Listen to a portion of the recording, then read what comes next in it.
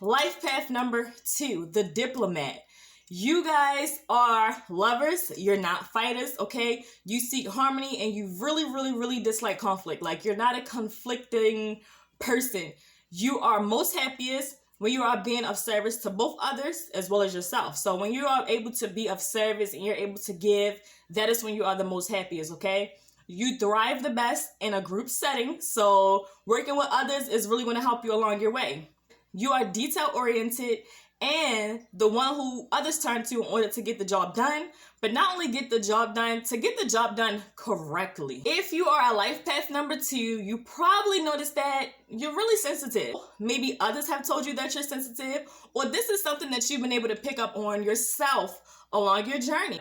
Others may look at it as it's really not that serious. All right, so you are sensitive, so this is something to keep in mind.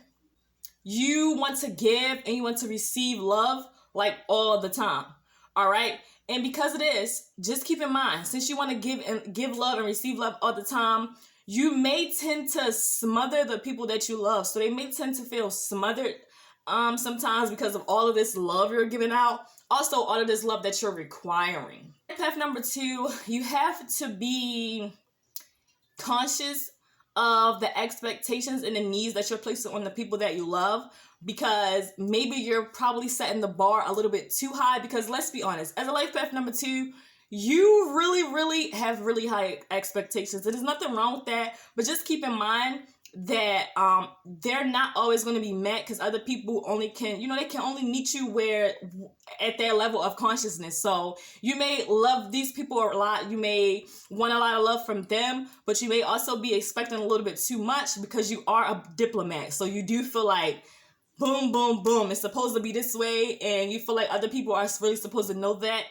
but that's not always the case, okay? Remember not to take on the problems of the people that you love, because you will do this a lot. As a life path number 2, you love the people around you, you love your family, whoever is around you, you really have a lot of love for these people. So you may tend to take on their problems, and you have to be careful with that, because you could eventually grow resentful towards them for feeling like you're being used or unappreciated. All right, so just be mindful that you don't have to take on other people's problems. You are that diplomat. You do show up in that way. Others do look for you for certain things, but make sure you have those clear, concise boundaries.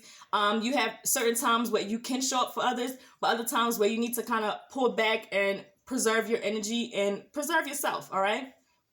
So, as a life path number 2, you tend to gravitate towards the family and relationship life. Like, that's just who you are. You're a life path number 2. This is what it's about. This is your life path, all right? You serve as a supportive, dependable, and caring helpmate, and you may have a tendency to do everything for everyone else, all right?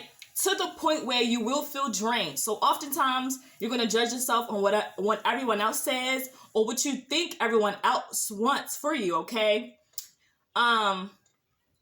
And your challenge in this lifetime is really going to be to develop an internal compass and turn inward for validation. So as a life path number 2, you have to be mindful to not seek validation from outside sources and from the people outside of you, because really all that matters is how you view yourself and what you feel about yourself. So as a life path number 2, this is going to be one of your challenges along your journey, to really validate yourself, to go within and to know who you are, to know your path, to trust who you are, to trust your path, and just understand that no one can really validate who you are in this lifetime. Like, you are who you say you are, and that's just that. So that's going to be your challenge in this lifetime, just to know who you are, show up as who you are, be comfortable in your knowing.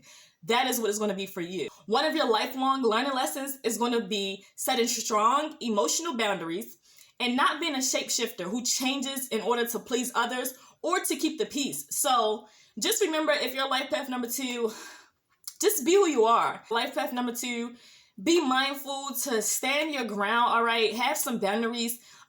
Stand for something or you'll fall for anything. That's basically what it is, all right? So what comes to mind when I think about a life path number 2 is a diplomat.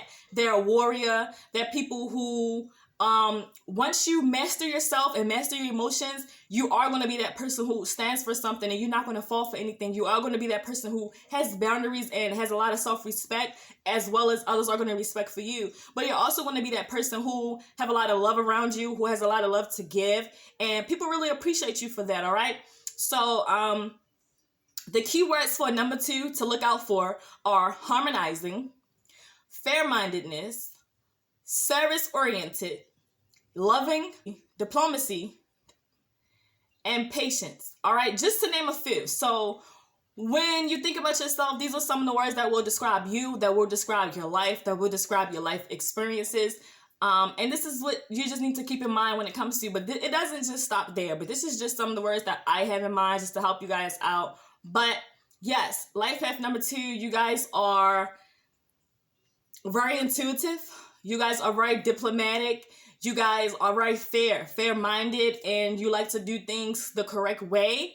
But just keep in mind that everyone else has their way as well. So also, make sure that you are able to compromise with others, but don't compromise to a fault where you start to feel like you're not getting as much as you put out. So like I said, once you master all of these low vibrational thoughts, or you come into your full self and your highest potential, don't worry about the things that I've mentioned here, because you are going to get to a space where you know exactly how to be, you know exactly what to do. And that all just goes back to you trusting yourself, trusting your intuition, because you guys are very intuitive, and just knowing who you are. All right. So that is what I have for you this time, life path number 2. Until next time, peace.